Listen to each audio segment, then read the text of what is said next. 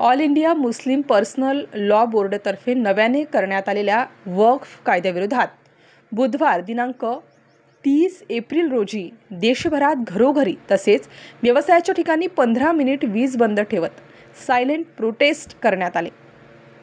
नागरिकांनी घरातील आणि दुकानदारांनी दुकानातील वीज रात्री 9 ते 9:15 कालावधीत वीज बंद ठेवत ब्लॅकआउट करण्यात आला।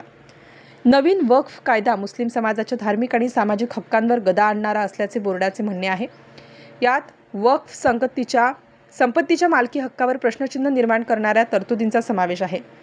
मुस्लिम समाजाला अन्यायकारक वाटत आहे, त्यामुळे देशभरातून शांततेत आणि घटनात्मक मार्गाने या कायद्याचा विरोध दर्शवण्यात येत आहे।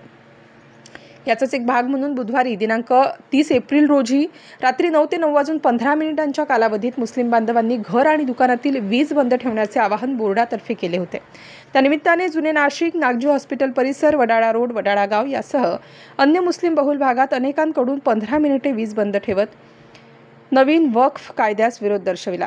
कुठल्या प्रकारचा जमाव न जमवता, घोषणाबाजी न करता शांततेत विरोध दर्शविण्यात आला। वीज बंद केल्याने अशा भागांमध्ये 15 मिनिट सर्वत्र अंधाराचे साम्राज्य पसरलेले दिसून आले। स्टार न्यूजसाठी मोहसिन पठाण, नाशिक।